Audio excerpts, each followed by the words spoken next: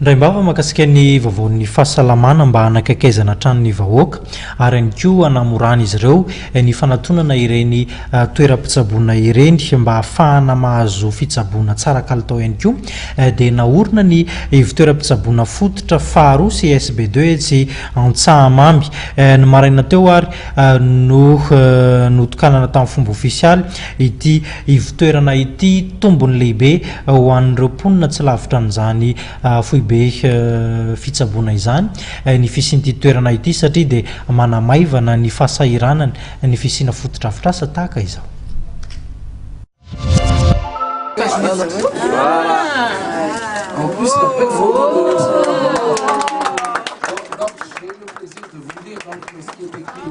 Nahazo ivotoeram-pitsaboana raitra vaovao nietsy amin'ny boriboritany faharoa indrindra fa ny manodidina Anakatsy sy Antsahamamy iny satria dia CSBII vaovao ahitana mpitsabo miisa roa rasazy iray sy toeram-piterahana no azon'ireo mponina.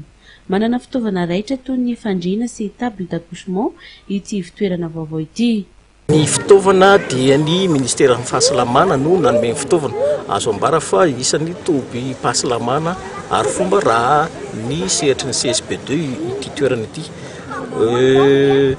Ny mikasika ny fanafody dia ny ministeran'ny fahasalamana izay nanome ny atao hoe lot de démarrage fa aorinan'izay dia tahaka ny toby fahasalamana amin'ny CSBII rehetrarehetra ihany dia ny service de district santé publique izay rattaché aminy no manao ny approvisionnement.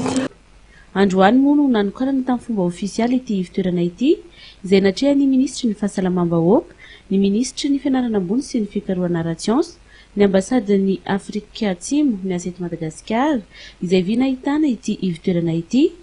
Ilaina ny fiara-miasa amin'ny mpiara-mombonantoka hoy ny ministry ny fahasalamam-bahoaka. Matehidera ny zavatra izao ary azo lazaina hoe ohatra tokony homena eo anivon'ny fiarahamonina satria ny fanjakana tsy mahavita tena raha tsy ny mpiarahamonina iray manontolo miara-mientana azahoana mametraka fotodrafitrasa.